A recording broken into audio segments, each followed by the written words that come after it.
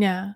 And I want to hit on that point. Like everyone who cares about these issues should be pitching into this in some way. And that was part of the reason why I wrote my book was I wanted to give people options for different ways they could participate, they could support, even if it's just you talk to a couple of parents in your community, or you watch the school board meetings, or you send a FOIA request, or you make a donation to your lawsuit to help out, or you share information about the lawsuit. There are all sorts of little ways that the average person can step up, because I think that I think that especially in this space, a lot of times people think that these big organizations are going to step up and support you and step up and do the right thing. And then you come to find out that all these blue check influencers are just really, quite frankly, and I'm not going to name names, but I think everyone who watches my channel regularly knows who I'm talking about, Matt Walsh.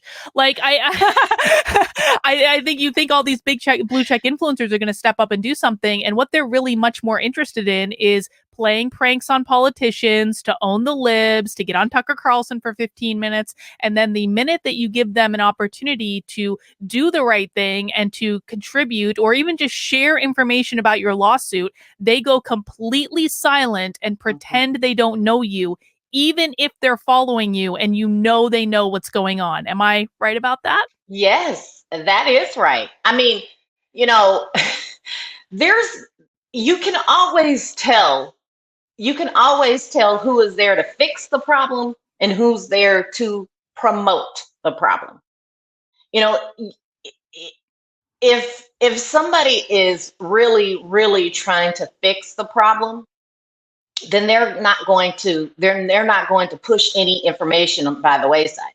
I mean, you know, there are I've got a bunch of blue checks following me, a bunch of them, but I've never been on any of their shows. You know what I mean? They even talked about my case, but they didn't have me on their show. I mean, and there's, you know, there's all kinds of things that people can do to support, and that are in positions of power that they can, you know. And unfortunately, part of our society does mean that some people have a bigger platform than others. You know, I built the platform that I have by reaching out to people who care. And when I saw that the people that I was reaching out to, there were people, I mean, you know, lots of people.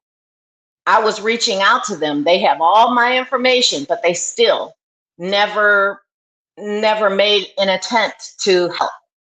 You know, they're not interested in helping fix the problem. They're interested in having a good guest on their show. They're interested in having the PhDs and the influencers and the famous people and stuff like that on their show to get good ratings and to get good clicks and engagement. You know, and there's nothing wrong with that. Not, you know, not in particular. There's nothing wrong with that. But at the same time, if you're not going to fix the problem, then how are you helping? How does that help?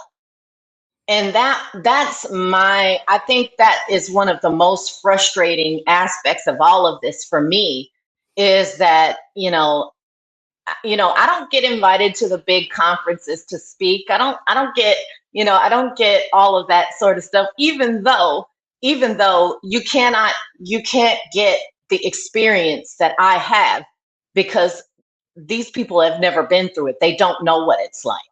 They don't know what they're looking for if it happens to them. So they can't even tell the people who it's affecting what is happening to them.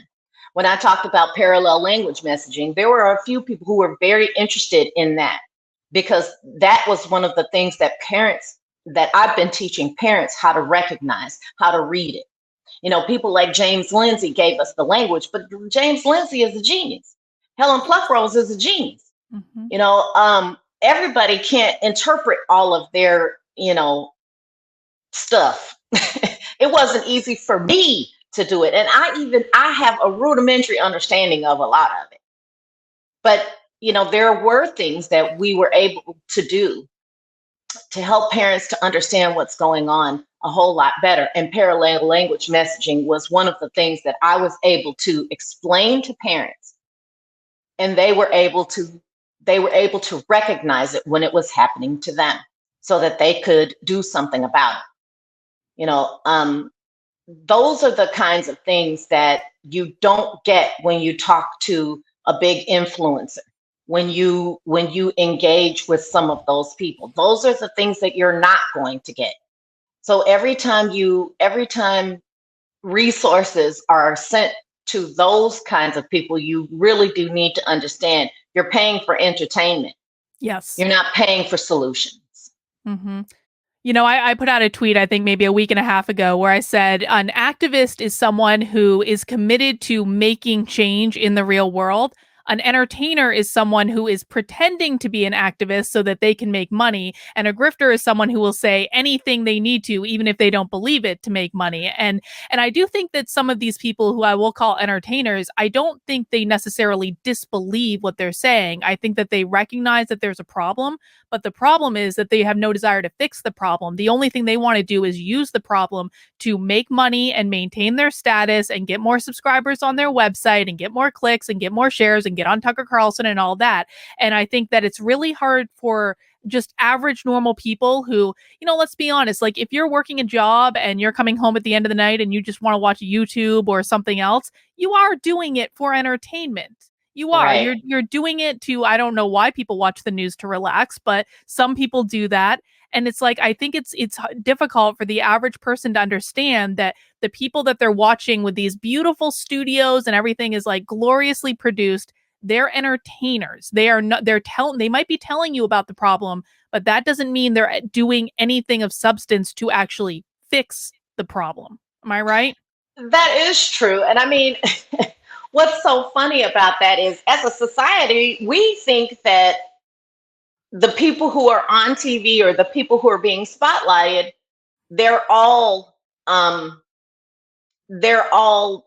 part of the entertainment community. I remember when I was on American Thought Leaders, there was there was this guy who sent a tweet to Yanya Kellick, and he was telling Yanya Kellick about how terrible my lighting was. Oh gosh.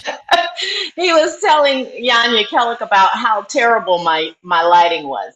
Now, at the time that that was going on, I was visiting one of my aunts who didn't have any furniture, and I was sleeping on the floor in her living room because she didn't have any furniture. And I was at my aunt's house because my mother had just died. And so we were handling my mother's funeral and taking care of her house and all of that stuff. And my aunt, you know, she didn't have anything. She's just a poor lady, you know. She didn't have anything. She's a senior citizen.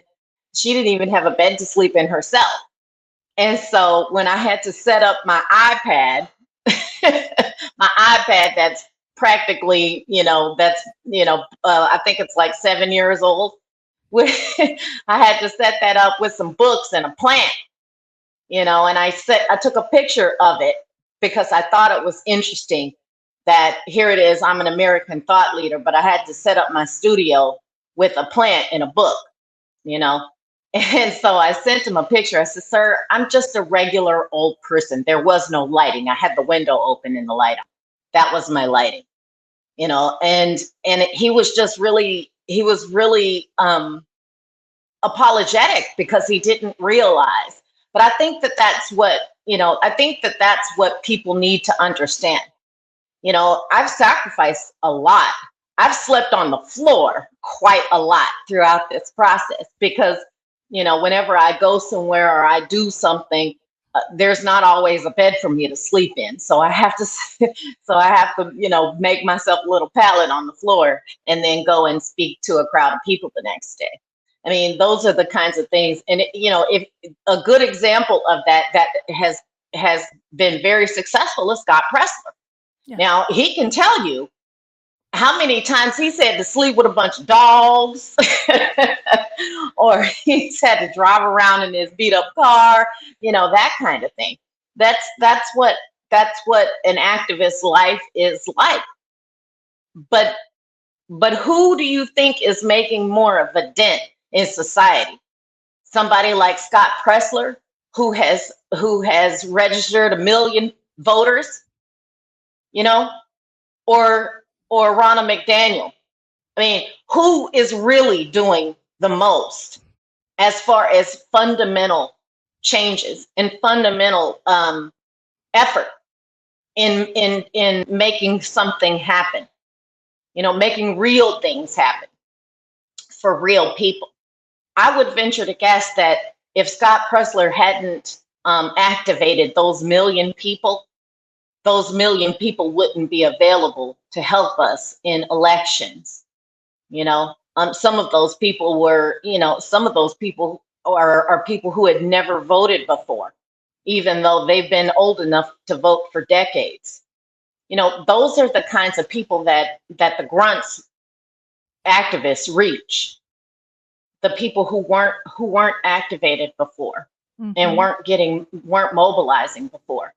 So yeah, we're the people that do that kind of work. And a lot of people, when they sit down at night to watch television and they turn on the TV and they see the well-pressed suits and everybody is speaking so well, and they all have the 3 letters behind their name. They've all got more degrees than a thermometer, but they can't tell you dingly dang about what has happened in the classroom. They can't tell you fuck all about what is going on at the pump. You know, those are the people. Those are the people who entertain you, and there's nothing wrong with that. But you can't take what they say as the gospel truth because they don't know what's really going on the ground. They don't know what it's really like for everyday average Americans. Mm-hmm. Yeah, no, absolutely. And I've thought often, what if the RNC dedicated resources to putting Scott Pressler on the payroll, but also B, assigning Scott Pressler to train 100 more people exactly like him. Like there is only one Scott Pressler. What if the RNC actually invested some resources in training 1 or 2 Scott Presslers per state, and the impact that would make? And they don't do it. They just don't do it. And it's not that they don't have the money to do it. They raised tens of millions of dollars using Trump's name and saying, we're going to fight for election integrity and all that stuff. And we don't know what happened to that money. And it just, it really, I'm just going to be blunt. It pisses me off that people are sending in tens of millions of dollars to the RNC. There is no accounting for where that money is going. And people like Scott Pressler, who is out there every single day doing the work that they refuse to do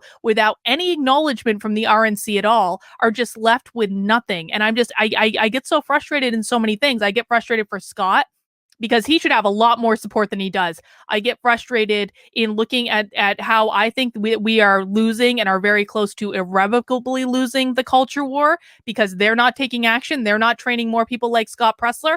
And to be quite frank, I'm a little bit pissed off at people who are sending in those tens of millions of dollars to the RNC because they got a nice fancy email, but they refuse to donate to cases like yours. They refuse to donate to people like Scott directly.